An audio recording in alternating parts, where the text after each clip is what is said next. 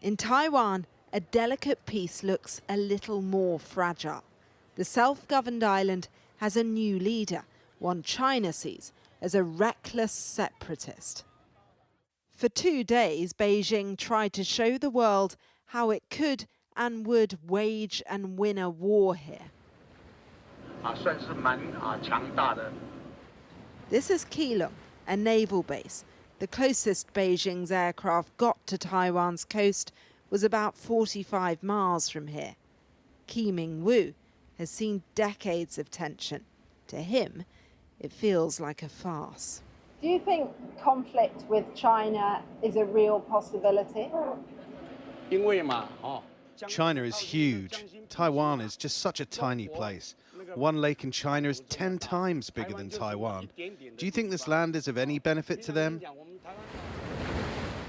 But to Beijing, it is critical. Reunification inevitable. The latest drills, punishment for Taiwan talking about 2 separate countries. It is about more, though, than just vitriolic bluster. There is definitely a sense here that if Beijing was to make a military move, it would be catastrophic. But there is also a kind of fatigue that seems to have set in, particularly among young people, a sort of collective roll of the eye every time the rhetorical cannons are fired. Back in the harbour, everyone's looking elsewhere, trying to tune out of chat about China. After so many years of military exercises, people have just become used to it, and they don't think China will actually attack. I'm more worried about China influencing and infiltrating Taiwanese politics than I am about war.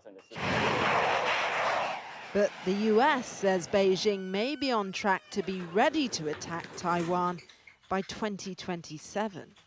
Do you think that Beijing is preparing for war? Certainly, yes. China is preparing for war. Based on the number of military ships and the hiring of new recruits, it's all for self-defense and Taiwan.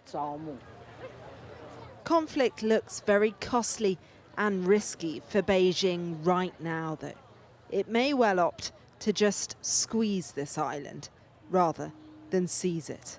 Cordelia Lynch, Sky News, Taipei, Taiwan.